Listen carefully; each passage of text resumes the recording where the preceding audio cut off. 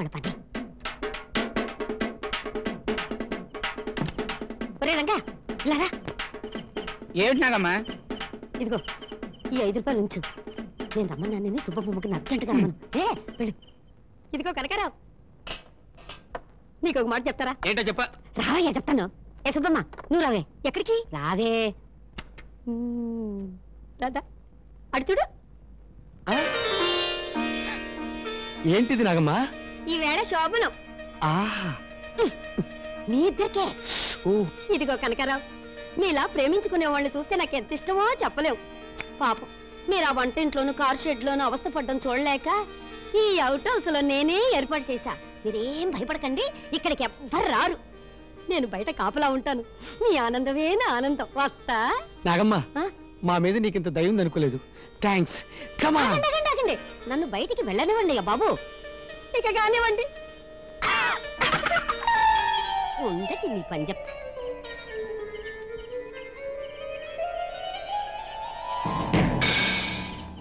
ఏం నాగమ్మా రమ్మన్నమాట? నీకు ఒక చిత్రం చూపిస్తాను రా. రా రా రా, అక్కడికి వెళ్ళి చూడవయ్యా. ఇక్కడే చూడమంటా నాగమ్మా? కిటికీ తెరిచి లోపల చూడవయ్యా.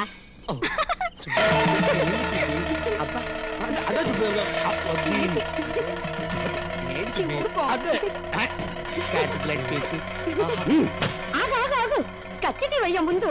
వెళ్ళు వెళ్ళు వెళ్ళు. అమ్మో, ఇవాళ నీ ప్రాణం చేస్తాను రా.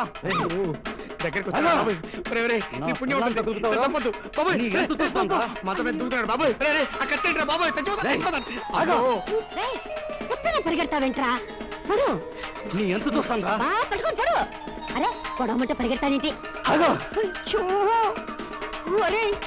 ఎంతసేపు పరిగెడతావరా? పరిగెట్టి అలసిపోతావు. అంతగా పొడవురా. ఎక్కడికి తెప్పించుకుంటావా? పట్టుకున్నాడు. ఇప్పుడు పడితే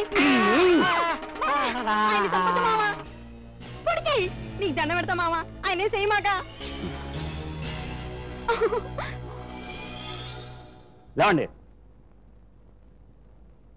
ఏమే, నువ్వు వాడిని ప్రేమిస్తున్నావా? చెప్పా. అవును. నువ్వురా. నోటితో చెప్పా. ప్రాణం కంటే ఎక్కువగా ప్రేమిస్తున్నా. అయితే మీ ఇద్దరు పెళ్లి చేసేసుకోండి. నేనే దగ్గరుండి పెళ్లి జరిపిస్తాను మీకు. ఇదేమిటి అన్యాయం? ఉంటే నీ పని చెప్తా. నువ్వే మొగడవయ్యా. కట్టుకున్న పెళ్ళం పరాయి మొగడతో కులుకుతూ ఉంటే. తనంటే ఇష్టం లేని పెళ్ళంతో కాపురం చేశాడు. అసలు మగాడే కాదు. అబ్బా, ఎంత త్యాగమూర్తివి నాయనా. నీలాంటి మగాడి ఇంటికి ఒక్కడుంటే చాలు. నా కష్టం అంతా వృధా చేసావు కదయ్యా. కత్తితో పొడుస్తుంటే చూడాలని ఎంతో ఆశపడ్డా. అదే నీ ఆశ. అయితే నిన్ను పొడుస్తా పట్ట.